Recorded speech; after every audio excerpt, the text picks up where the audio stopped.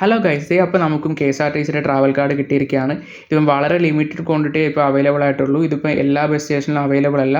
നിലവിൽ ഈ കാർഡ് കിട്ടാനായിട്ട് നമ്മൾ ഏതെങ്കിലും കണ്ടക്ടർമാരെയോ അല്ലെങ്കിൽ ബസ് സ്റ്റേഷനിലോ നമ്മൾ അവരോട് പറഞ്ഞു കഴിഞ്ഞാൽ അവർക്ക് തരുന്നതിൽ വളരെ വളരെ സന്തോഷമാണ് അവർക്കുള്ളത്. നമ്മൾ പിന്നെ പോരാതെ ഒരു 100 രൂപയാണ് ഈ കാർഡിന് പേയ്മെൻറ്റ് വരുന്നത്. നമുക്കതിൽ പൈസ ആഡ് ചെയ്യണമെങ്കിൽ ജസ്റ്റ് കണ്ടക്ടറോട് ഒന്ന് പറഞ്ഞാൽ മതി. ഇതിനകത്ത് ടോപ്പപ്പ് ചെയ്യാനായിട്ട് പറയുകയാണെങ്കിൽ അവർ അപ്പം തന്നെ ടോപ്പപ്പ് ചെയ്ത് തരും. അല്ലെങ്കിൽ നമുക്ക് UPI വഴി അതിൽ പേയ്മെൻറ്റ് ആഡ് ചെയ്യാം.